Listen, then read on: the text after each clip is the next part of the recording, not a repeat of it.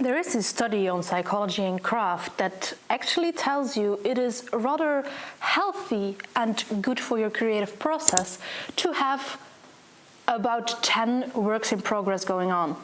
I think I have 5. Let's change that. At this point, I'm working on pretty large knitting projects. Think sweaters and stuff. I want something small, something easily done, quickly done, that will bring me a lot of dopamine. There is like a little hint, like right here, bottom millimeters of your screen. Yeah, we're going to continue with the rest of the swamp, the bog yarn. Got 50 grams and whatever, maybe 10, so 60 grams of this yarn left. I know that this was approximately 400 meters, so I think this should theoretically be enough to make myself a scarf or shawl kind of thing, and I was thinking the turtle dove, because I like a challenge and I like stuff to be interesting, and if it's interesting, I'll knit even faster.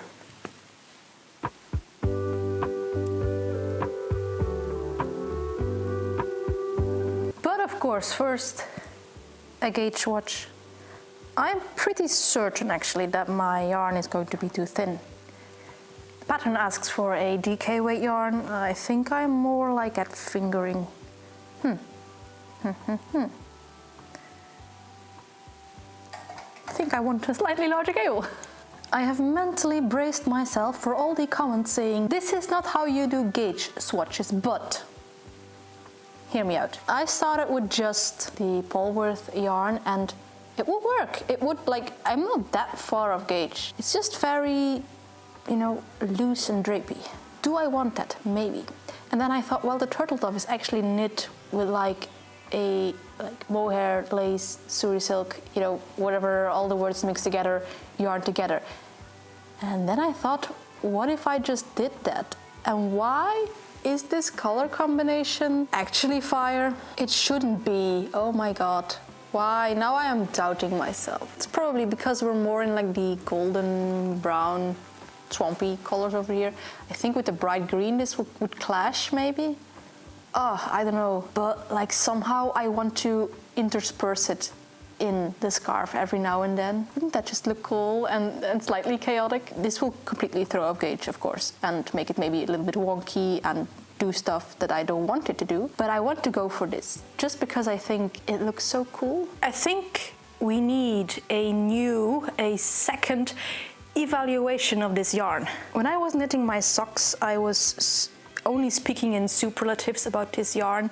However, now that we are knitting something that actually needs stitch definition, that needs to convey a lot of information through the stitches, it's not the best yarn actually. And that makes sense, because why am I expecting polwarth to convey so much information? Polwarth is here for the drape, for the squish and for the luxury. If I want cables, I should knit with a sturdier type of wool, I think.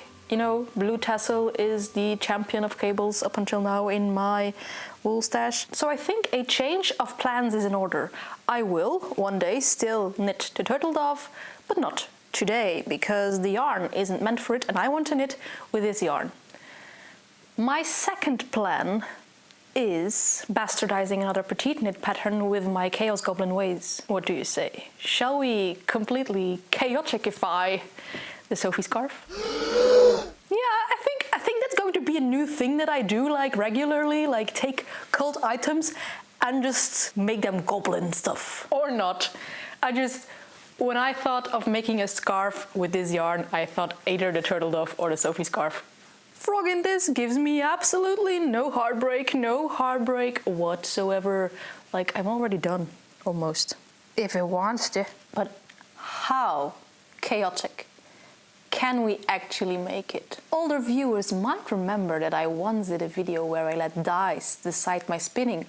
What if I let a die decide my knitting? I still want to do something with that completely out of this world combination of the purple and red suri yarn and then my polwarth. So what if I use my Pathfinder D20 to determine how many rows of each section it will be? I kind of like that idea. Turn the probably most knit little scarf in the realm of white knitters into something completely chaotic.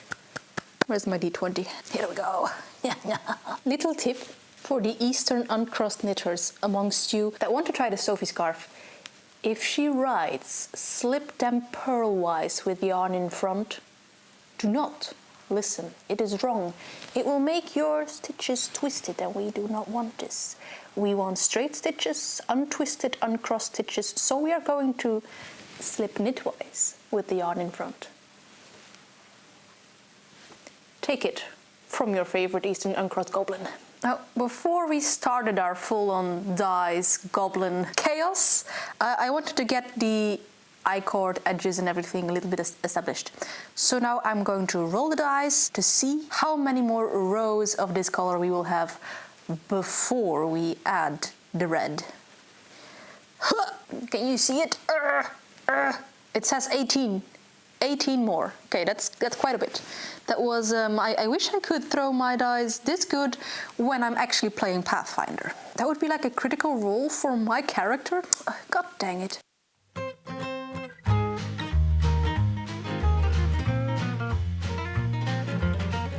Of course, as mentioned before, adding the Suri alpaca yarn changes gauge, so I will have like kind of lumps. Maybe they'll block out, I don't know. Otherwise, I will embrace them. I am, at this point, a little bit mad at the fact that I am rolling critical rolls for this yarn every time and then almost fumbling with my accent yarn. I want big, bold spots of the accent color. I want this to be chaos, not just nice little stripes.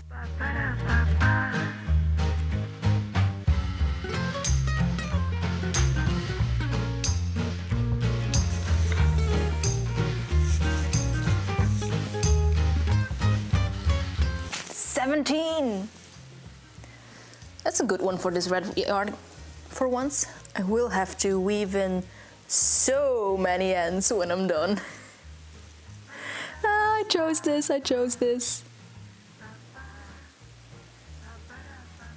I might in this video and the previous one where I made a Petite Knit pattern came across as Duncan on popular patterns, but actually I think it is really cool that some knitting patterns get like a cult following. I think that is a really cool feature of our fiber crafts community. Like last month I went to my local knitting group, craft group, and one of my friends over there came in and said, "Oh, are you wearing the lumme?" Or lumme, I don't know how you say it in English, but you know, that one sweater from Sari Nordlund. And I'm like, yeah, I am. We can recognize each other from patterns. And when I say ranunculus, I don't have to put a picture over here. You know what a ranunculus looks like. And the Sophie Scarf is like that. I think it has 20,000 projects on Ravelry. 20,000 Sophie Scarves. That's just cool. I mean, you could just spot a knitter. They are one of us. That's a Sophie Scarf. I also 100% get why this is such a popular pattern. After the first 8 rows to set up, I can practically do this with my eyes closed. This is just coasting. I don't even need to look at the pattern anymore. You could therefore wonder if it was worth the full €4 if I'm not looking at the pattern anymore after 8 rows, but I mean, someone had to come up with the idea and then be fairly compensated for it.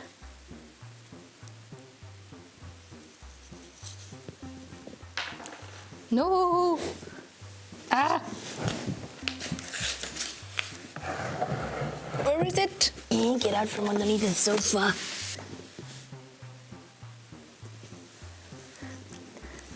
Nine. And with those facts now being spoken aloud that I can do this with my eyes closed, and there are 20,000 Sophie Scarves in the world, this is probably also not the most original and outrageous thing that has ever happened to a Sophie Scarf. What is the craziest modification, idea, bastardization that you have ever done on a very basic pattern? let me know down below. I am always looking for more inspiration. And a slight change of scenery to make this video at least visually a little bit more interesting. And we are, I think,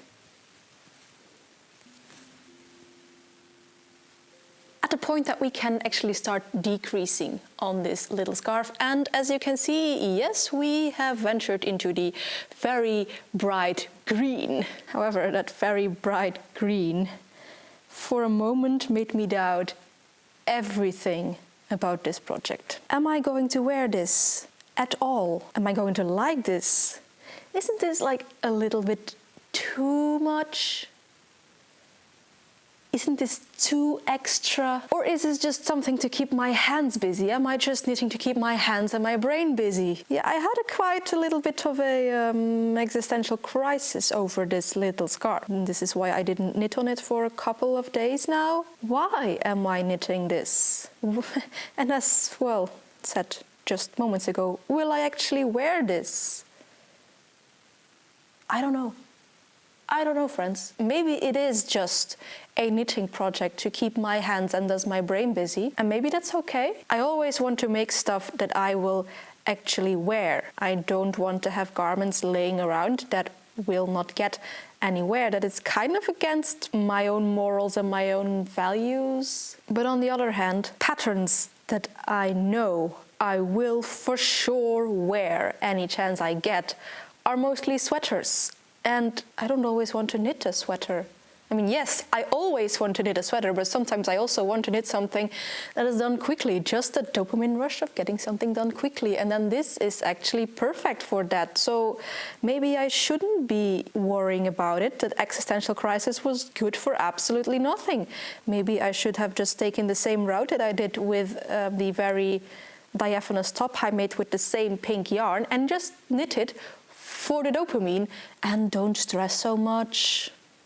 Stressing is what makes you knit, and if you're going to start to stress about the knitting, then yeah, we are far away from home. Far away from home. But I think also the existential crisis was developed by the very bad lighting that I have in my living room, because I didn't like the combination of the very bright green with the pink, but now that I'm seeing it in quote-unquote daylight, I do like it. It's the exact same colors as my socks were, so of course I like it.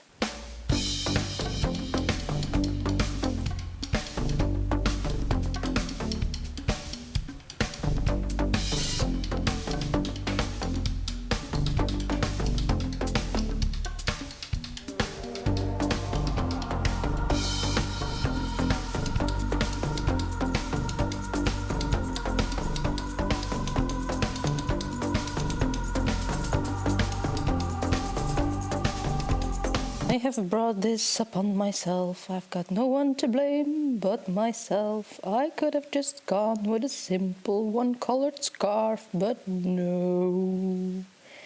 I wanted to be unique and quirky.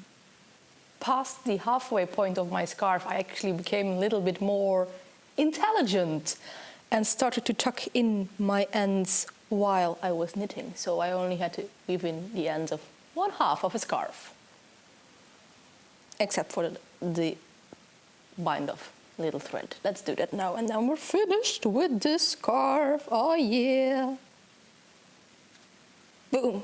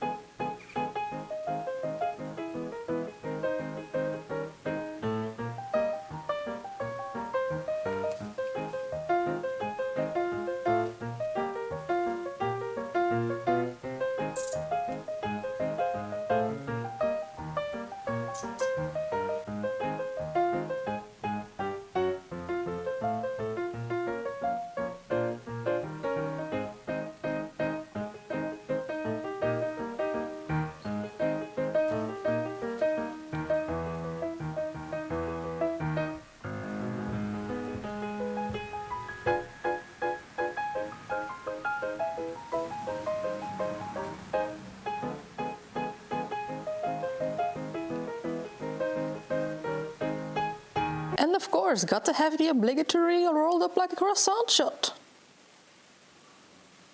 Yeah. Am I now one of the cool kids? No, still not. Ah, is it because I jump on trends years after the fact? Yeah, I guess I do have a tendency to do that, don't I? Guess I don't mind that though. As it is, at this point of time, sometimes a little bit too warm to be wearing my unwieldingly large triangular scarf. I'm happy that I have a little dainty scarf right now, just to keep my neck a little bit warmer. Also, I am also very happy that I have something with the polwarth that is now closer to my face and not just socks, so that I can fully appreciate the softness of this very fine wool. And the Suri silk is also something very soft that I like having close to my face right now.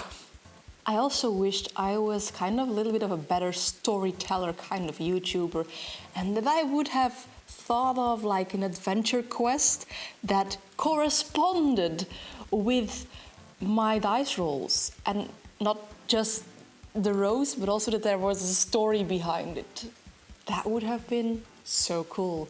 But alas, apparently I'm not such a good storyteller YouTuber, so you just get to see a scarf with silly stripes that are chaotic because a dice decided where to place them. As you can see, if it was an adventure, it would have been quite successful.